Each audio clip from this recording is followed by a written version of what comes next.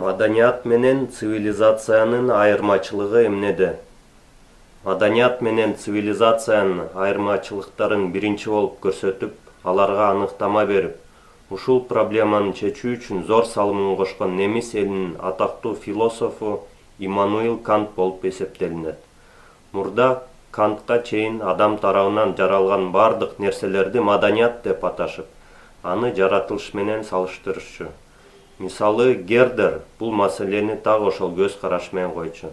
Бирок ошол эле кезде адам тарабынан жаралган кээ бир нерселери кынтыгы менен көрксүз болуп, кээ бир жазалган иштери болсо жаман гана эмес, коркунучтуу экени маалым болчу.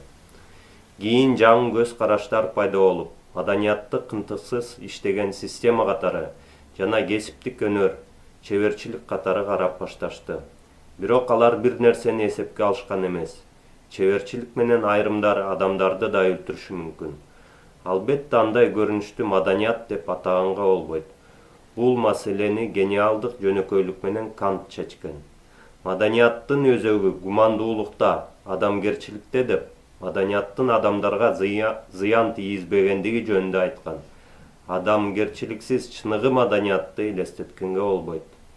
Маданияттын өз түшүнүүнө таянып, Кант чеберчилик маданиятын адеп маданияты менен салыштырган. Ал эми маданияттын сырткы көрүнүштөрүн, маданияттын техникалык түрүн цивилизация деп атаган.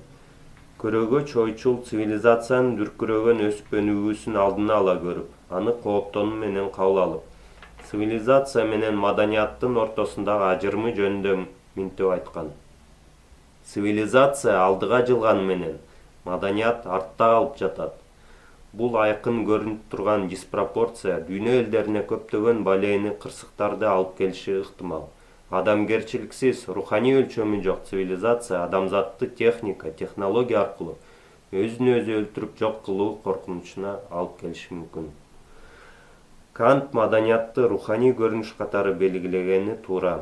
Анткени технократтар жана цивилизациянын туу чокусуна жеткен мамлекеттер байыркы көчмөн элдердин маданияттарын тааныгысы келбей, аны айбандык катары кабыл алып жатышат.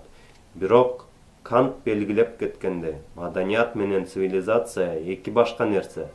Цивилизация бул маданияттын сырткы көрүнүшү, анын техникалык түрү.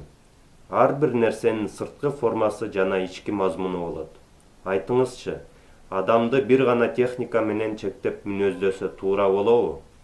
Адам техникадан алдаганча бай, кенен жана анын жашоодогу бүт кылыштарын цивилизация менен гана чектеп, техникалык көз караш менен гана өлчөгөнгө болбойт. Техника жагынан өнүккөн коомдор цивилизациянын туу чокусуна жеткени менен алардын адамгерчилиги, гумандуулугу, руханияты жана маданияты жок болушу мүмкүн. Ошол эле учурда маданияттуу, руханий жагынан өнүккөн коомдор техника жагынан аксап, цивилизациялаган коомдорго кирбей калышы мүмкүн.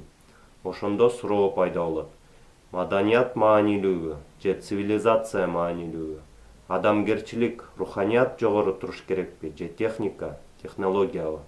Албетте, алгачкы орунда маданият менен адамгерчилик, руханият турушу керек.